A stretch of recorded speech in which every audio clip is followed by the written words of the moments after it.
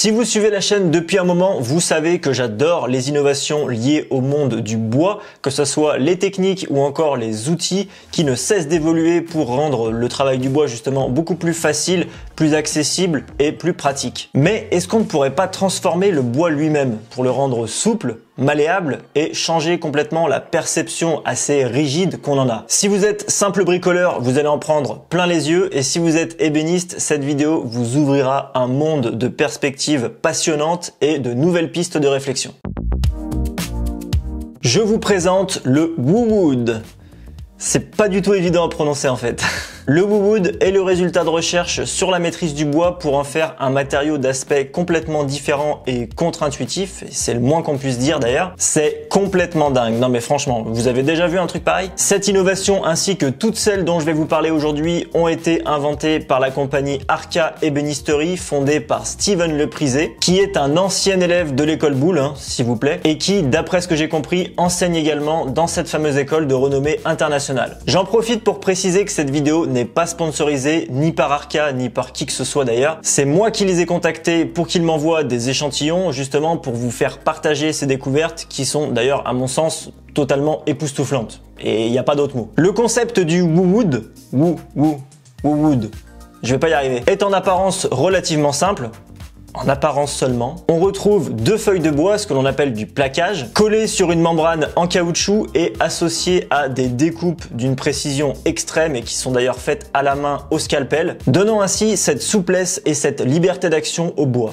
Et c'est juste incroyable. En ce qui concerne l'aspect technique pour en arriver là, c'est une toute autre histoire. Bon, déjà, il faut avoir l'idée. Mais par-dessus tout, il faut que cette idée devienne réalité. Parce que une idée seule, c'est bien, c'est un bon début, mais ça vaut pas grand-chose. Je n'ose pas imaginer les mois de recherche et développement, ou peut-être même les années, je sais pas, pour par exemple trouver le bon type de colle capable de maintenir le bois en place sur le bon type de membrane, tout en étant assez souple pour supporter les tensions, les torsions et le cisaillement. Rien que pour ça déjà, techniquement, chapeau bas. Grâce à cette nouveauté, on peut maintenant créer des poches de rangement, genre littéralement des poches en bois quoi. Ouvrant ainsi un monde de possibilités quasiment infini. La mise au point du WooWood a ensuite mené à un concept encore plus fou, Airwood. On est littéralement sur du bois gonflable.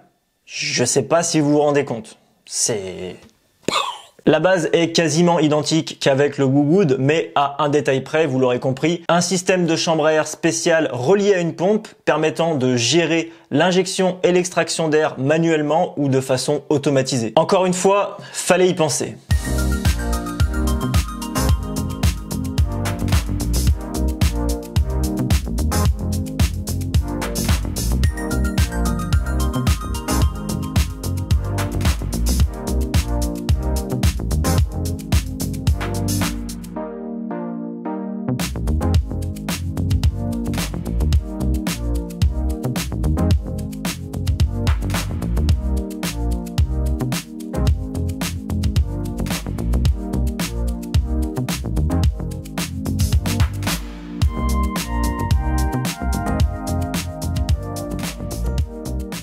Vous savez à quel point j'aime les techniques de cintrage, à quel point je trouve ça fascinant. Je vous conseille d'ailleurs d'aller voir mes vidéos sur la fabrication du banc cintré, mais juste avant, laissez-moi vous parler de ça.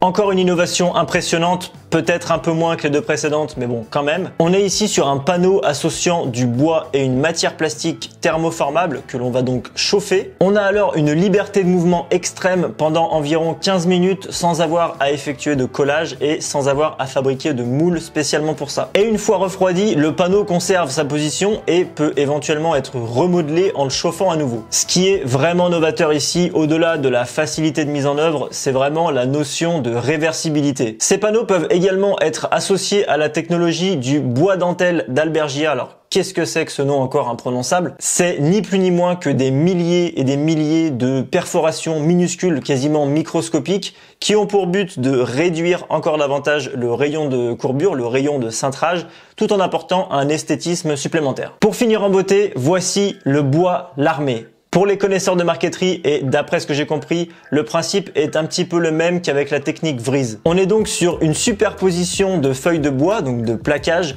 en sandwich avec une feuille de métal non ferreux, donc soit de l'aluminium, du laiton ou du cuivre, qui a été précédemment imprimé avec un motif en relief. Ce qui fait qu'une fois poncé, on arrive à faire réapparaître le métal en surépaisseur à certains endroits et ce qui crée du coup des motifs décoratifs brillants, réguliers ou non, et qui permet d'avoir un contraste hyper intéressant avec la couleur du bois. Et on obtient ce genre de panneau d'ornementation vraiment original. Les applications de ces inventions dans le monde réel sont extrêmement variées. Avec le WooWood et l'Airwood, on peut faire des poches et des systèmes de rangement comme on l'a vu plus tôt, mais également des enseignes en relief comme ils l'ont fait pour Citroën par exemple, des lampes ou encore des surfaces adaptatives. Mais finalement, je pense qu'on effleure à peine le nombre de choses qui peuvent être conçues avec ce genre de technologie et c'est justement ça qui est encore plus enthousiasmant. Ces innovations sont pour moi d'autant plus intéressantes car elles offrent un nouveau souffle à l'ébénisterie moderne, n'en déplaise à ceux qui ne jurent que par les méthodes anciennes et traditionnelles et qui jugent de la qualité d'un meuble uniquement sur le fait qu'il soit fait 100% en bois massif, ce que je trouve totalement ridicule d'ailleurs. Il est évidemment très important de connaître et de respecter le savoir-faire ancestral, je suis même le premier à en parler dans mes vidéos, mais le plus important je pense c'est de vivre avec son temps et d'arrêter de rejeter en bloc tous les progrès fulgurants qui sont faits dans ce domaine, que ça soit dans l'outillage ou avec des innovations comme celles que je vous ai présentées aujourd'hui. Et d'ailleurs, pour citer Steven Le Prisé lui-même, le plus précieux à mes yeux, ce n'était plus de conserver ce que les autres faisaient avant, mais d'essayer de faire évoluer mon métier, tout comme ils le faisaient eux à leur époque. Tout est dit.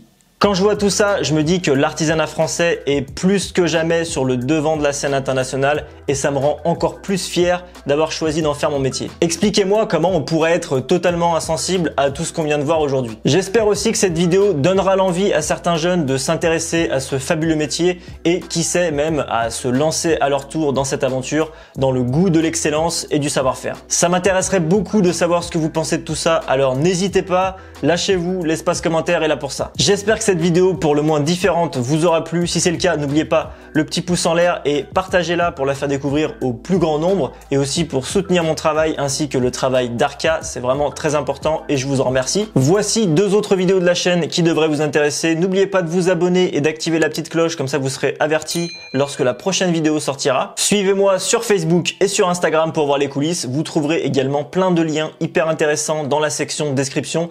Et moi je vous dis à très bientôt pour une nouvelle vidéo.